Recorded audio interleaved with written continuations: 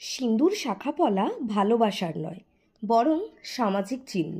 Scientific বা medical দিক থেকে যদি বলি, তাহলে সিঁদুর মানে হচ্ছে বিশেষ করে সস্তা বা লোকালগুলোর মধ্যে কিছু কিছু হার্মফুল কেমিক্যাল থাকে, যা স্কিন অ্যালার্জি, হরমোনাল প্রবলেম, এমনকি লং টার্ম টক্সিসিটি কজও করতে পারে। শাঁখাপলা সারাদিন পরে থাকলে সোয়েটিং, স্কিন ইরিটেশন, ফাঙ্গাল ইনফেকশনও হতে পারে, বিশেষ করে হিউমিড ক্লাইমেট যেমন আমাদের ওয়েস্ট বেঙ্গলের মতো। সো সায়েন্টিফিক্যালি এগুলো শরীরের জন্য বেনিফিশিয়াল না, বরং অনেক সময় হার্মফুল। লজিক্যাল পয়েন্ট থেকে যদি বলি, যদি ভালোবাসা, কমিটমেন্ট বা রেসপেক্ট প্রমাণ করতে হয়, তাহলে সেটা মাথায় সিঁদুর বা হাতে বালা দিয়ে কেন দেখাতে হবে? একজন পুরুষকে তো কোনো ভিজিবল সিম্বল পরতে হয় না, তাহলে এই নিয়মটা ওয়ান সাইডেড কেন?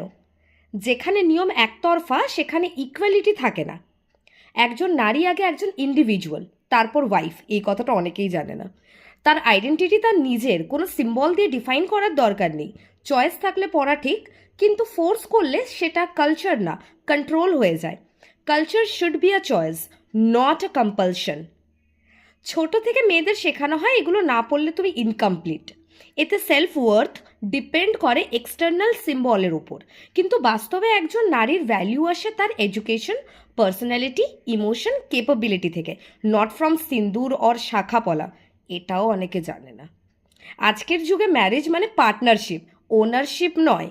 রেসপেক্ট, ট্রাস্ট, আন্ডারস্ট্যান্ডিং এগুলো ম্যারেজের ফাউন্ডেশন, সিঁদুর আর শাখাপলা নয়। সিঁদুর বা শাখা আমাদেরকে ম্যারিড বানায় না, আমার রিলেশন আর মিউচুয়াল রেসপেক্টই সেটা ডিফাইন করে।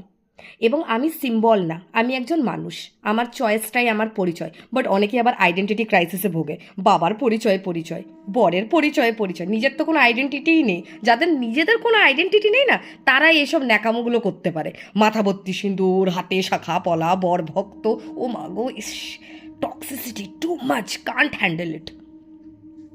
যদি ভালোবাসা সত্যি হয়, তাহলে সেটা প্রমাণ করতে গায়ে কিছু পরার দরকার পড়ে না। বুঝলে তো?